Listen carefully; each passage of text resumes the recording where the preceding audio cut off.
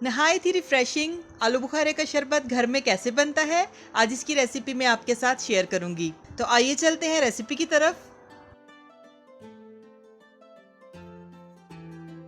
इसके लिए मैंने आधा किलो फ्रेश आलू बुखारे लिए हैं और इनको अच्छी तरह से वॉश कर लिया है। अब सबसे पहले पैन में 1 लीटर पानी ले लेंगे और इसमें हम आलू बुखारे को डाल देंगे।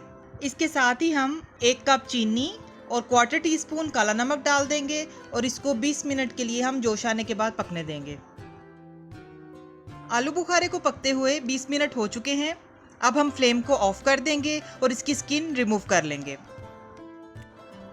आलू बुखारे की स्किन हमने रिमूव कर ली है। अब हम इसको पैन से बाहर निकाल लेते हैं और इसकी गुठलियां भी रिमूव कर देंगे। ये जूस इतना रिफ्रेशिंग बनता है कि आप इसको एक बार ट्राई करेंगे तो बार बार बनाएंगे। स्टमक के लिए, स्किन के लिए, हार्ट पेशेंट्स के लिए बहुत ही अच्छा है। यहाँ पर सारे आलू बुखारे मैंने निकाल लिए हैं और अब इसकी गुठलियाँ भी रिमूव कर देंगे और बाकी जूस को स्ट्रेनर से छान लेंगे। छानने से पहले इसको ठंडा होने देंगे। छानने के बाद मैं आपको दिखाती हूँ। स्ट्रेन करने के बाद हमारे पास ये फ्रेश जूस आ गया है और अब हम बाकी गुठलियों को रिमूव करके उस पल्प को भी ब्लेंड कर लेंगे। ये आलू बुखारे का पल्प है जिसकी गुठलियाँ मैंने रिमूव कर दी हैं। अब इस पल्प को ब्लेंडिंग जार में डालकर ब्लेंड कर लेंगे। तो ब्लेंड करने के बाद मैं आपको दिखाती हूँ। ब्लेंड करने के बाद उस पल्प को भी हम छान लेंगे।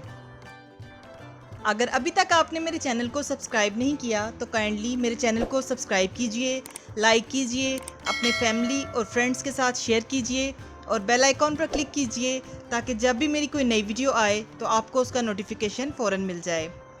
पल्प को भी मैंने अच्छी तरह से छान लिया है और अब हम इसको अच्छी तरह से मिक्स कर लेंगे। अगर आपको जूस थिक लगे तो पानी डालकर आप इसकी कंसिस्टेंसी सेट कर सकते हैं। इसके अलावा चीनी और नमक भी अपने टेस्ट के मुताबिक कम या ज़्यादा कर सकते हैं। हमारा ज़बरदस्त सा रिफ़्रेशिंग सा फ्रेश आलू बुखारे का शरबत रेडी है। आप इसको ज़रूर ट्राई कीजिएगा। आई होप ये रेसिपी आपको बहुत पसंद आएगी। इसके साथ ही मुझे इजाज़त दीजिए। अल्लाह ताला आप सबको भी और हमें भी ईमान, सेहत और सुकून की बेहतरीन हालत में रखे और दुनिया और आखिरत में इज़्ज़त अता फ़रमाए। आमीन। अपना बहुत ख्याल रखिएगा, हमें भी दुआओं में याद रखिएगा। मिलते हैं नई और मज़ेदार रेसिपीज़ के साथ। अल्लाह हाफ़िज़।